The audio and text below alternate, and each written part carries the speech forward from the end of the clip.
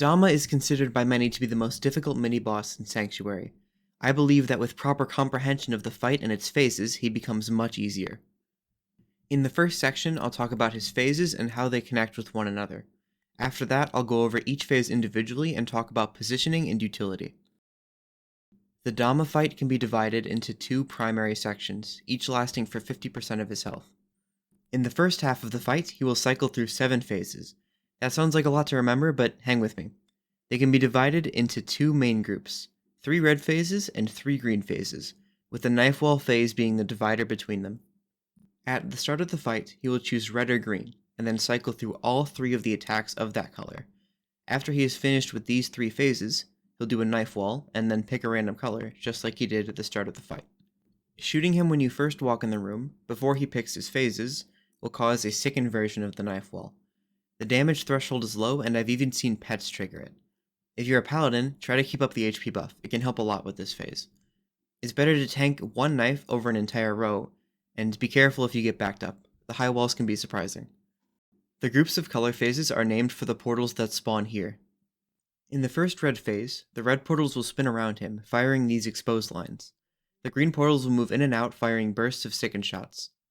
The second red phase has these giant red tentacles. Each of these shots does 200 armor piercing, so avoid crossing them. Axes move around him in a pattern similar to the wand of the bulwark, and these spears will move towards him slightly before launching out quickly. Green portals rotate on the outside while bursting sickens. Ideally, you'll stay within one of the sections created by the red tentacles, moving slightly within it to dodge spears, axes, and sickens. The green portals won't do enough damage to insta-kill you if you get sat on. In the third red phase, Dammah will rotate around the center of the room, while a large stationary red portal fires from the middle of the room. He will throw out this armor-breaking AoE shot, which can be decoyed. The green portals will continue rotating on the outside of the room. For this phase, I recommend staying beneath him and moving side to side. In the first green phase, he'll divide the room into sections. Just chill in one, preferably with the group for buffs, blast him, and get ready for the next phase. You can wiggle around to avoid the straight lines of shots coming in. The second green phase is similar to the second red phase, however these tentacles now do less damage but sicken, and the outside portals are creating these exposed lines. If you have max defense, you can pretty safely cross these exposes. Try to rotate within one of the divisions created by the tentacles and move around inside of it to avoid the spears and axes.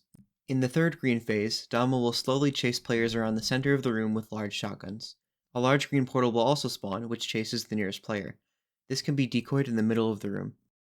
Upon hitting 50% health, he will become invulnerable and finish out whatever phase he is in. He will also flash blue to signify hitting this cap.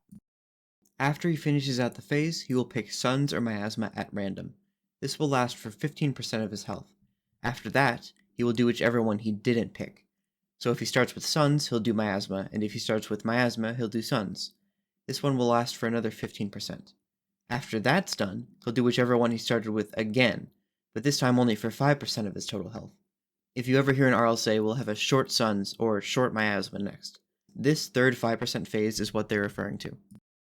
To put it simply, every Dammah fight will have either a Suns Miasma Suns or a Miasma Suns Miasma, assuming there are only normal pushes. I'll touch on how counters can be used to skip phases later in the video.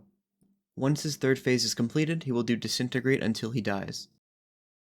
For Suns, it's important to get off of 45-degree angles. These green portals burst pet stasis shotguns and will kill you instantly if sat on. The orange portals move in and out, firing at the nearest players. These orange arrows armor break and should be prioritized in dodging. Fungals and MCs are extremely helpful in this phase. The orange portals can also be decoyed. As for Miasma, green arrows sicken and these gray shurikens silence. Going too far to the outside of the room will get you bursted by the red portals. The best advice I have for this phase is that sometimes moving less is better. Avoid the green shurikens at all costs, sometimes you want to completely ignore and tank the gray shurikens. I also recommend rotating as close to Dammah as possible since you have less ground to cover. If you're a higher speed class, try to be around the middle of your quadrant. Try to stay in the same quadrant as the group. When everyone is in the same quadrant, the phase is easier.